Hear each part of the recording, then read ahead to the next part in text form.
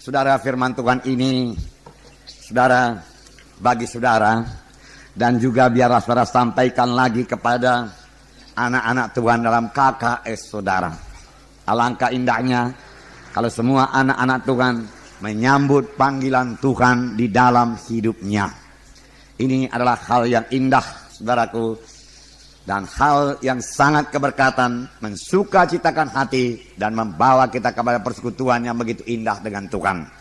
Saudara yang kekasih dalam nama Yesus, kita membuka Yesaya pasal 6 ayat 1 sampai 8. Kita akan membacanya bersama-sama.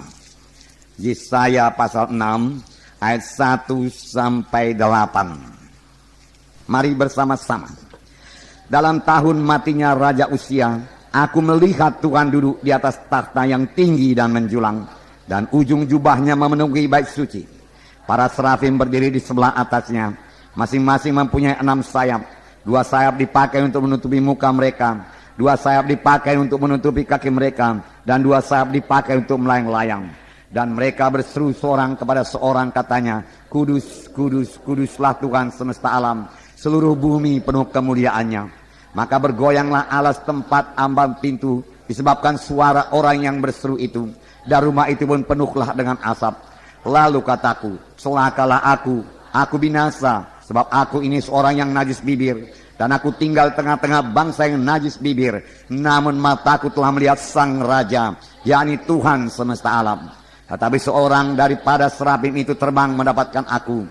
Di tangannya ada bara yang diambilnya dengan sepi dari atas mezbah. Ia menyentuhkannya kepada mulutku serta berkata, lihat, ini telah menyentuh bibirmu, maka kesalahanmu telah dihapus dan dosamu telah diampuni. Lalu aku mendengar suara Tuhan berkata, siapakah yang akan kuutus dan siapakah yang mau pergi untuk aku? Maka sautku, ini aku, utuslah aku. Saudara, Yesaya melihat Tuhan. Luar biasa rupanya kalau kita melihat Tuhan. Saya percaya kalau kita melihat Tuhan, hidup kita tidak akan pernah sama lagi. Tuhan, Yesaya melihat Tuhan Yesus di dalam segala kebesaran, kemuliaan dan kuasanya yang luar biasa. Seluruh bumi penuh kemuliaannya. Ujung jubahnya dikatakan di sini memenuhi bait suci. Rupanya Yesaya melihat Tuhan yang besar, Tuhan yang berkuasa atas seluruh bumi. Biarlah kita melihat Tuhan sebagaimana Dia adanya. Biarlah kita melihat Tuhan Yesus sebagaimana Dia adanya sekarang. Kiranya Roh Kudus membukakan mata rohani kita, supaya kita lihat betapa besarnya kuasa Tuhan Yesus itu, betapa hebatnya Tuhan Yesus kita itu, dan betapa besar kuasanya bagi kita yang percaya. Kiranya Roh Kudus menerangkan mata rohani kita untuk ini, saudara. Kebanyakan orang Kristen sudah melihat, sudah mengerti mengenai kelahiran Tuhan Yesus di Bethlehem. Dia melihat Yesus sebagai seorang bayi, mungil, cantik tentunya, manis. Puji Tuhan, itu benar. Kita juga perlu melihatnya. Kemudian Tuhan bertambah-tambah besar, dan Dia mulai melayani. Dan kebanyakan orang Kristen mengerti, Yesus menyembuhkan. Yesus membuat mata yang buta melihat, telinga yang tuli mendengar, yang terikat dibebaskan, yang timpang berjalan, yang lumpuh berjalan, bahkan orang mati dibangkitkan. Lazarus yang telah 3 hari mati dibangkit oleh Tuhan Yesus, dia mengerti, dia melihat Yesus hanya sampai pada tahap tersebut, saudaraku. Itulah Yesus pada waktu Dia dalam keadaan tubuh manusia.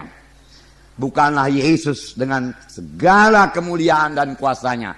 Bukanlah Tuhan dalam tubuh kemuliaannya. Lalu boleh jadi orang itu punya iman, Tuhan tidak berubah. Dia bisa menyembuhkan saya, bisa membebaskan saya daripada ikatan. Bagus, saudaraku. Itu semua tidak salah. Memang kita juga harus melihat Yesus seperti itu. Tapi itu saja tidak cukup. Beberapa orang maju lebih jauh lagi, dia melihat Yesus mengangkat semua dosanya menjadi substitusi kita. Mati di kayu salib, darahnya dicurahkan Kemudian dikuburkan. Pada hari ketiga bangkit daripada kematian. Yesus hidup. Dia percaya Yesus hidup. Haleluya. Dan lebih maju lagi. Berarti Yesus nyata. Karena dia hidup. Dia mendengarkan dan menjawab doa kita. Haleluya. Puji Tuhan, saudaraku. Saudaraku, namun wahyu seperti ini, saudaraku, tidak cukup. Tidak cukup untuk membangun iman yang kita butuhkan untuk melakukan pekerjaan yang besar buat Tuhan. Tidak cukup, saudaraku, buat iman yang kita butuhkan untuk menghancurkan pekerjaan setan dan membangun kerajaan sorga. Saudara yang kekasih dalam nama Yesus. Kalau begitu, sebagaimanakah kita melihat Yesus? Sebentar kita akan lihat dari firman Tuhan yang tertulis dalam kitab Nabi Yesaya tadi, saudara. Tetapi sebelumnya saya perlu mengatakan kepada saudara, ada juga orang Kristen yang sama sekali, saudaraku, tidak melihat Yesus lagi. Yang demikian ini harap bertobat. Apakah yang dia lihat? Dia sudah dipenuhi dengan persoalan-persoalan hidupnya. Boleh jadi persoalan penyakit, keberatan yang lain. Boleh jadi persoalan keuangan. Boleh jadi persoalan rumah tangga. Boleh jadi persoalan perkelahian. Penyakit-penyakit yang ganas, kanker, tumor telah mengikat mereka. Sehingga mereka tidak memandang lagi kepada Yesus. Sebenarnya pada saat itulah dia paling perlu untuk berserah kepada Tuhan Yesus. Dan melihat Yesus dalam keadaannya yang sesungguhnya. Sebagaimana dia ada pada saat sekarang ini, pada akhir zaman ini. Bagaimanakah Yesus itu? Dan apakah yang bisa dia perbuat? Kita perlu melihat itu, saudaraku, supaya iman kita betul-betul, saudaraku, bersandar kepadanya. Saudara, Nabi Yesaya melihat Tuhan dikatakan tinggi di atas takhta, duduk di atas tahta yang tinggi dikatakan, dan menjulang, dan ujung jubahnya memenuhi bait suci. Hanya ujung jubahnya memenuhi bait suci. Boleh jadi pun Yesaya tidak dapat menerangkan dengan kata-kata manusia ini betapa besarnya Yesus yang dia lihat itu, saudara. Tetapi itu membuat Nabi Yesaya berubah sehingga Nabi Yesaya berkata, celakalah aku, karena aku seorang yang berdosa dan tinggal di antara orang yang berdosa. Apakah lagi yang dilihat oleh Nabi Yesaya? Serafim yang mempunyai 6 sayap. Dengan 2 sayap dia menutupi wajahnya, 2 sayap dia menutupi kakinya, dengan 2 sayap dia terbang. Nah, mereka bernyanyi, kudus, kuduslah, kuduslah Tuhan semesta alam. Suci, suci. Seluruh bumi penuh kemuliaannya.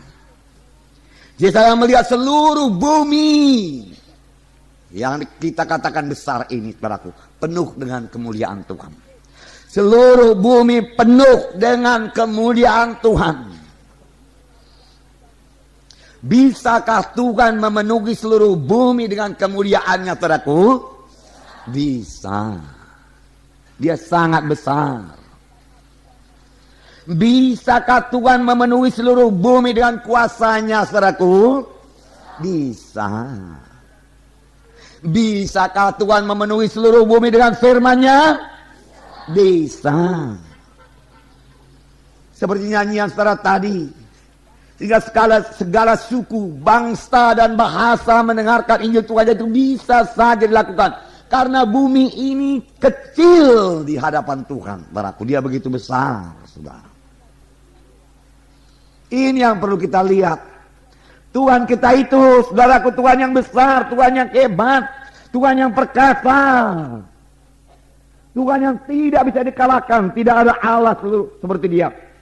Dikatakan di sini seluruh bumi penuh kemuliaannya.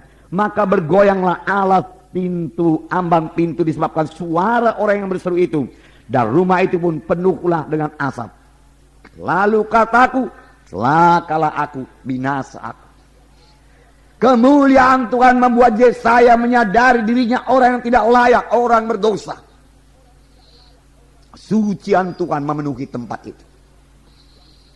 Tidaklah sulit bagi Tuhan untuk memenuhi dunia yang kita katakan sekarang penuh dengan dosa. Untuk dipenuhi Tuhan dengan kesucian dan kemuliaannya. Yang memang nanti pada satu saat akan laksanakan Tuhan. Amin saudara. Begitu besarnya Tuhan kita itu supaya kita melihat Dia.